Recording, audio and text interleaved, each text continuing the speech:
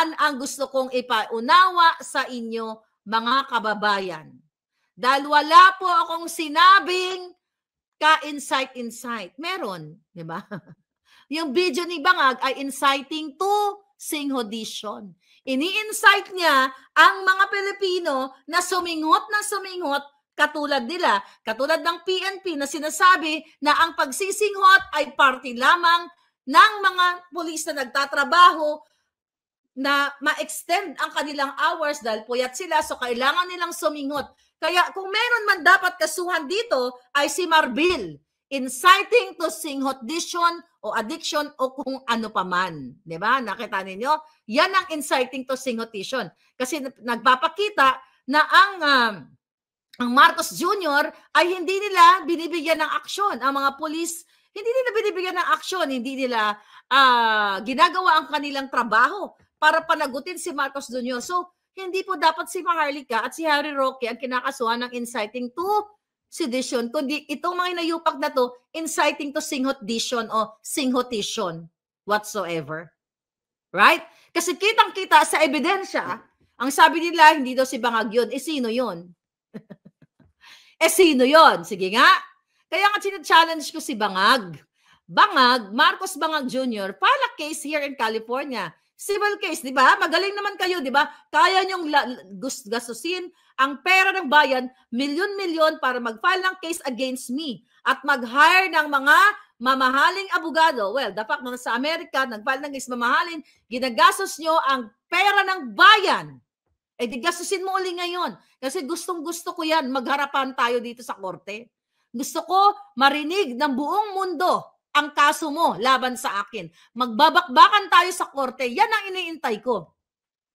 Pala kay Sir in California. Kasi mga kababayan, huwag kayong umasa na haharap ako sa korte ng Pilipinas. Hindi po yan mangyayari over my dead, gorgeous body. Or, mauna mo nang magorgor ang mga hitad. Hindi po mangyayari na ako ay haharap sa korte ng Pilipinas. Hindi po ako suicidal para magpagurgur sa mga jutang ginimes. Ano daw? Busy sa soyopsession. Alright? Okay. Sabi ng mga, okay, ba't ganito? Ayan. Ano sabi? Busy? Busy sa soyopsession? Alright. Sabi ni John Pantoja, sa totoo lang, sa buong mundo ngayon na ako nakakinig na okay tumira ang pulis. Para mag-extend ng hours. Ayun na nga, mga palangga. Alright. Ang daming mga ang daming mga pakawala ni Bangag. Ayan, gurgur kayo ngayon. Gurgor ang mga hitad. So, mga kababayan, walang dapat walang dapat ika-worry. Kaya kaya galit na galit sila ngayon. Tingnan niyo nangyayari. Bagsak ang approval and trust rating ni Bangag. At sa ganyang approval at trust rating, dapat wala na si Bangag sa posisyon niya. Ibig sabihin, ang mga tao ay sukang-suka na sa kanya. Di ba? Sukang-suka na sa kanya, mga kababayan. Yan ang patunay na galit na ang mga tao based dan sa kanilang, sa kanyang trust rating. Okay? Yes. Basa natin itong na to. Oo, yan, kapopost ko lang dyan. Na ano sabi mo? Okay, may lamok. Yan, ang mga Bangag. Sino yung mga magnanakaw sa kabanang bayan? Marcos, Araneta, Romualdez. Sabi ko nga kanina sa post natin sa Facebook, ingrato sa Pilipino, itim, di ba? Yan ang sabi ni Marcos Jr. Ni Amy Marcos, yung kanyang political ads. T, traidor sa bayan. I, immoral ang pamumuno. M, magnanakaw sa kabanang bayan. Yan ang itim na mga Marcos. Yan ang katotohanan, mga kababayan. Kaya sila talagang galit na galit dahil sila ang tunay na maitim ang budhi. Sila talaga ang nagpapahirap sa inyo. Sila ang nagbibigay ng kadiliman. Libo-libong mga tao ang tinorture nung panahon ni Marcos Sr. Totoo naman pala yun. Okay? Pero ang mga dilawan ngayon na nagrereklamo, katulad nila De Lima, katulad ng mga hinayupak, magkakakampi na sila. Kaya sabi ko sa inyo, wala na pong kayong aasahan. Huwag nyo na iboto yung mga ano na yon. Yung pula, yung pulawan at mga dilawan. Tingnan mo, nag-aalisan yung kanilang mga kandidato. Ano ibig sabihin? Nakikita nila sa ground. Nasukang-suka na yung mga Pilipino. Okay? Sukang-suka na yung mga Pilipino sa bangag, sa mga pulawan. Kasi mga traidor nga sila sa bayan. Habang kayo ay naghihirap sa gutom, sa krimen, lahat, ang mga bangag ay patuloy na nagpipiesta sa pera ng bayan. Si Lisa Tanas nag-enjoy sa mga parties, kaya ito yung na-hold for questioning dito sa Amerika dahil ang kanyang entourage ay allegedly ay wala pa, under investigation pa rin eh. Yun sa mga nagtatanong sa akin, hindi pa nag-inquire uli ako sa Beverly Hills Police. Immoral, okay? Ang bangag na administrasyon dahil wala po silang puso, kundi sila ay mga pusong itim. Hindi ba nakikita? Krimen, ang taas ng bilihin, lahat wala, takot-takutan, itong mga medyang mga duwag, okay? Takot-takutan, kailan kayo makakalaya? 'Di ba? Ano ngayon? Sabi ko nga, Sabado de Gloria. May pag-asa pa ba ang Pilipinas? At tingin nyo? May pag-asa pa ba? I don't think na wala kayong pag-asa. May pag-asa kayo hanggat kayo ay naninindigan. Okay. Sabi ni Palangga, simple lang naman. Kung di totoo yan ng video, di patunayan, magpa-hair follicle, ilabas nyo si Lisa Tanas. Sila yung magnanakaw na sa lahid. Yun na nga eh. Alam nyo, napakadali lang. Kung kaya ni Bangag Jr. mag-present ng hair follicle noong panahon ng eleksyon na pasekreto siyang pumunta sa St. Luke's at nakita nyo naman na yung mga doktor na tinanong doon during PIDEA leaks, nagtitwist ang kanilang mga bibig sa mga kanilang mga pagsisinungaling doon, di ba? Natakal natin yon, yung questionable mismo ang hair follicle, it's not hair follicle, ang pulburon test ni Bangag, di ba? Nung PIDEA leaks hearing, nung first quarter of the year, 2024. Napakadali lang sagutin.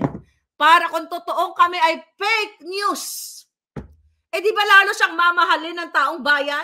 At magagalit kayo sa akin, nagpa-hair follicle si Marcos Jr. Headline yan. Siya ay negative. Pero syempre, wag doon sa institusyon na nababayaran. Sa labas siya ng bansa magpa-hair follicle. Dito, sa Amerika. Ayaw mo nun? Marcos Jr. nagpa-hair follicle sa Hollywood. Di ba mahilig kayo sa ganyan? O Marcos Jr. nagpa-hair follicle test sa Beverly Hills. O di ba pag-uusapan siya ng buong Pilipinas, ng buong mundo? Oh wow, si Marcos Jr. is negative. Pero kung sa Pilipinas siya magpa-hair follicle test ng pasikreto, natural negative talaga yon. Ipakita niya live. Right? Ipakita niya na live na siya ay negative. They don't have remorse to what's been happening in the country. Sabi ni, yes, nawala na si Palangga. Oo. Grabe, sabi ni, yan. Itim, instilling truth is Maharlika, sabi ni Dead Scorpion. Kausap ko kahapon, 4 na miyembro ng PSC, Presidential Security Command. Sabi nga nila, mas maganda pa nung panahon ni PRRD. Sabi ni Choose One. Totoo naman mga palangga. Sabi ni Chel Marie, dapat Marlica nag-email ka sa INC Central Office, Diliman, Quezon City para matanggal si Taberna. Alam mo, hindi ko na kailangan mag-email sa kanila. For sure, may mga miyembro sila, naririnig ako. 'Di ba? Dapat nga expel na nila. Kasi nakakasira po yan, no? Nakakasira yan sa kanilang religious group, sa kanilang pananampalataya na may isa silang miyembro na naging kasangkapan ni Lisa Tanas ni Bangag at nag-fabricate ng address para lamang gumawa ng kwento o gumawa ng kaso gamit ang fraudulent activity niya. Alright? Number 56, Attorney Vic Rodriguez para sa Senado. Sa lahat po mga nag-email sa akin na bili ng book ni Attorney Vic Rodriguez na Kingmaker, pasensya na kayo pero hayaan nyo pag nagkaroon ako ng maraming time, sasagutin ko po kayo isa-isa. Straight to 3010, sabi ni Smiling Eve. Alright. Ano to? Okay, sabi ni Flor de Lisa Lacno, Miss Marlica, magtatanong lang, bakit alam mo mga nangyayari dito sa Pilipinas pero ang mainstream media dito sa Pinas walang alam. Bakit baliktad ang mga balita nila habang ikaw ay malayo sila nandito lang? Bakit kaya? Nako palangga, good question. It's either nasupalpalan ang kanilang mga bunganga o takot sila or sila ay kasabwat dahil ang kanilang mga broadcasting company o kanilang institusyon ay nakikinabang sa negosyo o natatakot kay Lisa Tanas o bangag o tanggalin ang kanilang mga prangkisa. Dumudugo daw ang ilong ni Amy. Dumudugo din ba? Hindi ko alam. Sabi ni TrueScope, I notify we are now experiencing an official martial law. All right. It's Bella time. Nagkadugay, nagkabata ka, madam. Skincare reveal. Ay, talaga? Of course. Oo nga. Nasunog ako actually. Ayan, pakita natin skin. Ayan nyo, magkakaroon tayo ng Maharlika line. Gusto nyo ba ng skincare? Mag-reveal tayo, pero darating tayo dyan. Pero thank you. Actually, nasunog ako sa Netherlands. Team yung dito ko, pero bumabalik-balik na ulit tayo. Yes, Bella time. Abangan mo yan. Alright? Okay. Sabi ni Palangga, Ma, bakit di mo binabanatan si Lisa Tanas na nangyari dyan sa bakuran nyo? Napabayaan mo lang si Dean Chase na bumanat kay Lisa Tanas. Hindi ko po pinababayaan. Hindi ko binabanatan si Lisa Tanas. Kulang pa ba yung araw-araw?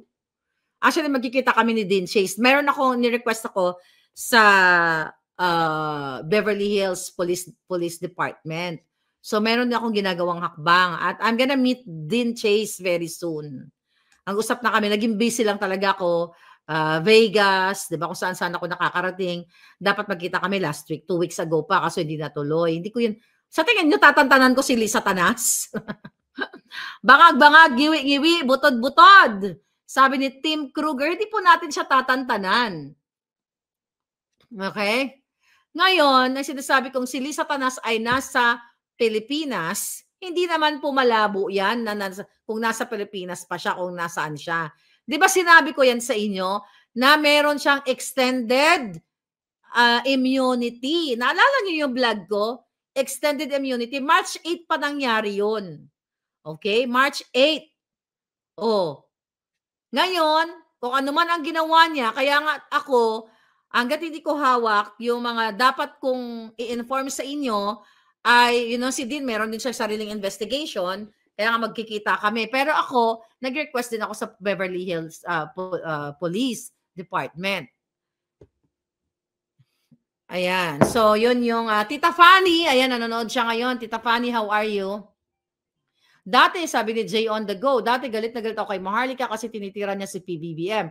Pero ngayon, tuwang-tuwa na ako, lalo na pag sinasabi niya Lisa Tanas at Addictus mga julol watching from Saudi Arabia. Yes, yeah, understandable palangga, di ba? Kahit naman din ako noon. Si Claire niya natatakot mawala si BBM sa pwesto, malamang magiging notaryo girl sa LTO, sabi ni Kent sa bayan. Sooner or later, mawawala yan si Bangag. Nakita niyo yung trust rating niya? Bagsak na yan. Dapat nga ang mga tao talagang lumabas na ng kalsada at magsalita na ng tama na, sobra na, bangag-bangag. Yeah, freedom nyo yan. Wala po, hindi inciting ang lumabas sa kalsada. Ang mga Amerikano nga lumalabas din sa kalsada. Ang mga Korean lumalabas sa kalsada. Inciting ba yan?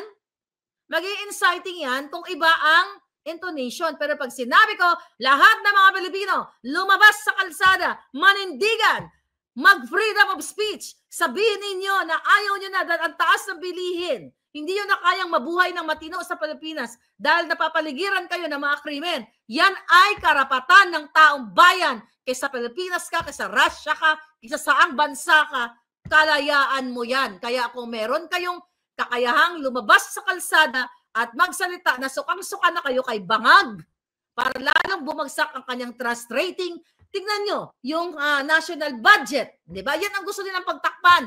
Yung PhilHealth ninyo, yan ang sabihin nyo. Sukang-suka na kami, yung PhilHealth namin, ninakaw ang pondo. Nasaan ang gold deposit natin? Di ba? Mayroon bang malinaw na explanation sa inyo? Sabi ni Tim Kruger, dance craze muna ng bangag-bangag, ngiwi-ngiwi, butod-butod. Eh wala yung partner ko. Hayaan mo, gagawin natin yan, mga kababayan. Gawin natin yan. Oh, sabi ni Ken, sabahan si Trillanes dapat na mawala. Eh, di ba? Yung si Trillanes, nag-aklas, di ba? Oh, ako ba, nag-aklas ako? Wala naman akong baril.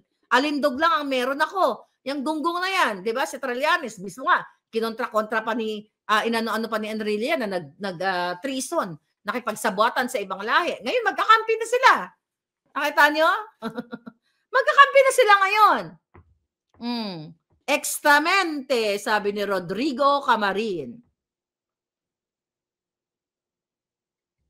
Ano daw? Marcos, parang alanganin ako. No, ako talaga, kung meron mang patungkol dyan kay Amy Marcos, never again ako. Kahit itinaas ni VP Sara ang kanyang kamay, alam ko na meron siyang sarili niyang strategy, but ako never again. Hindi dapat maging senador si Amy Marcos. Traidor yan. Diba? Kailangan niyang ilabas at sabihin na ang kapatid niya ay Addictus Benedictus. Alam niya na ang kapatid niya ay Addictus Benedictus dahil nakatext ko siya. Alam niya na si Lisa Tanas ay bumibili ng pagsinghot ni Marcos Jr.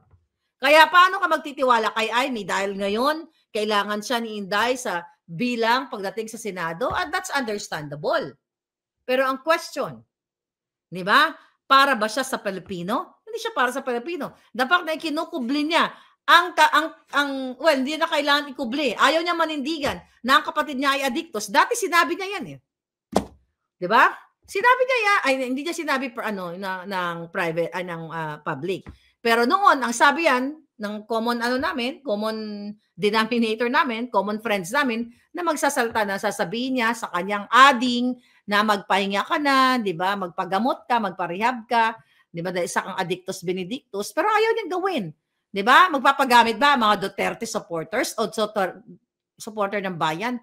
Kung kayo ay gising ang inyong mga isipan, hindi kayo magpapagamit. Sabi ko nga, later on siguro, malalaman natin kung anong strategy ni Inday Sara. Pero ako, kasi politiko si Inday. Tayo na mga ordinaryong Pilipino, sabi ko kahit na paikot-ikutin ni Inday si Amy, di ba, paikutin niya parang trompo, never again. Dito na naman tayo nabibiktima. Kayo naman, nandyan sa Duterte 10, hayaan nyo na si Inday Sara, strategy na yan. Huwag na kayo magtampururot. Just continue what you are doing. Mangampanya kayo, di ba? Hayaan nyo siya sa strategy niya. Basta kami dito, hindi namin susuportahan si Amy Marcos dahil alam niya na ang kapatid niya ay Addictus Benedictus at Polboronic. Never again. Marami siyang kabalbalan, kasinungalingan, manggagamit niya. Never again. Huwag yun ang iboto yan. No more Marcos. No more Marcos. Yan ang inyong dapat. Okay. Ayan. Tignan natin to. Oh, sige. I'm gonna gorgor you, darling. Anyway, yun na lang muna. Basta, doon sa nag-aantay sa interview namin ni Atty. Glenn, naging busy pa siya tsaka Holy Week, ano. I will try to contact him. Oy, later siguro. Oy, tika muna, abangan nyo yung aming may show kami mamaya. Kami na spokesari, magbabangag-bangag kami. Meron kami yung aming regular show. Anong oras nga pala yun? Okay, here we go. Ang aming show ay later,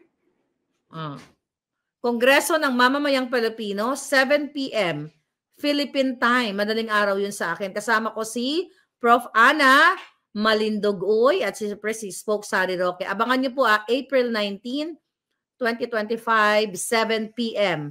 Philippine time. Ay, kasama pala namin si kasama ko pala si Sas. Sorry. Si Baby Girl, Sas Rogando Sasot, Pablo Manalastas, Computer Science Expert. Oh, wow.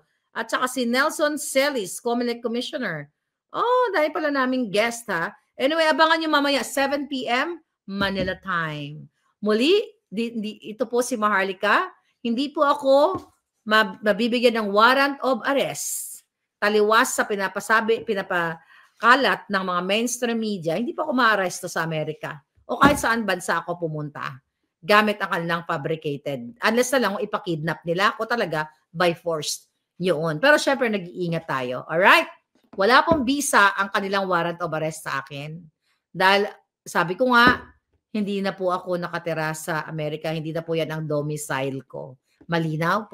Kaya wag po kayong mag-alala dahil na-report na rin natin sila sa mga ahensya ng gobyerno ng Jamaica. At yun nga mga kababayan, anong masasabi niyo sa balitang ito? Maaring ihayag ang inyong opinyon at kuro-kuro sa comment section sa ibaba. Huwag din kalimutang mag-like, mag-subscribe at mag-share sa bidyong ito. Maraming salamat sa panonood.